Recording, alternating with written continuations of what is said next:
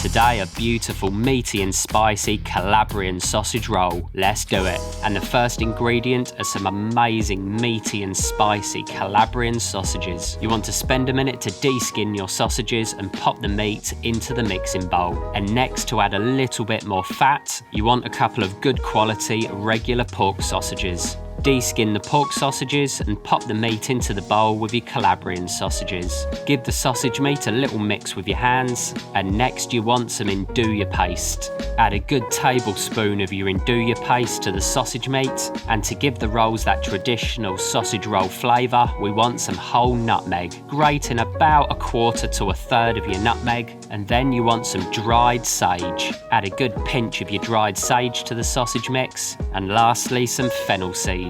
Add another good pinch of your fennel seeds to the sausage, and then you want to season with some salt and pepper, and then get in there with your hands and give everything a really good mixing through. Once your sausage is all mixed together, you want to quickly pop on your oven and preheat to 180 degrees. And just quickly guys, don't forget to hit that subscribe button below to join me here on the channel. And the last ingredient for the sausage roll mix is some fresh parsley. So take your fresh parsley, remove the leaves and discard the stems, and then you want to dice up your parsley really nice and fine. Add a nice handful of your parsley to the sausage, and then get in there with a spoon and give it one last really good mixing through. And there we have a rich red sausage mix packed full of flavour. So take a small bowl and a good quality free-range egg, crack your egg into the bowl and give it a good whisking up with a fork. Once you have your egg wash, pop it to one side, and then you want a good baking tray. And then we want some puff pastry. You can make your own, but shop bought is absolutely fine. Lay your puff pastry onto the baking tray, and then into the middle of the pastry, you want to spoon on your lovely sausage roll mix. Spend a minute to press it down, even it out, and then you want to fold over one side of the pastry, massage it into a